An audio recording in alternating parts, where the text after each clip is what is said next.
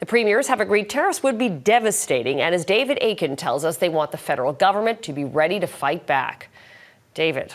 Well, Carolyn, the message to premiers, quick action by Canada may not be enough to avoid Donald Trump's tariffs. Folks, this is coming. It's not if it is, it's coming. And it's coming January 20th or 21st. And we need to be prepared. We need to stand as a country. Trump's threatened tariffs, a 25% tax to be slapped on every Canadian product shipped to the U.S., could cost the Canadian economy $30 billion a year and tip the country into recession, economists say.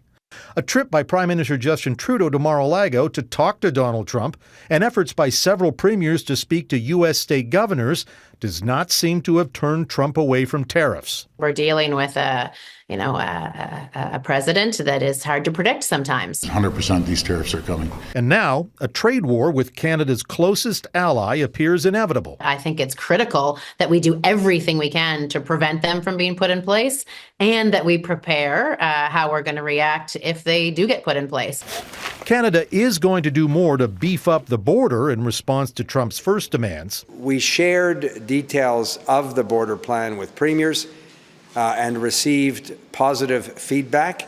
But in the meantime, the premiers and the Prime Minister are resolved to hit back when Trump hits Canada. Some premiers proactively identified products that their provinces produce and export to the United States, and which the U.S. relies on, and which should be considered as part of the Canadian response. We will go to the extent of cutting off their energy, going down to Michigan, going down to New York State and over to Wisconsin.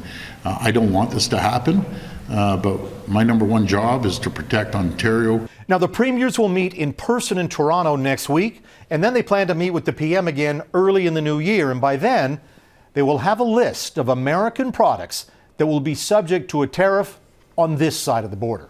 Carolyn. David Akin in Ottawa, thank you.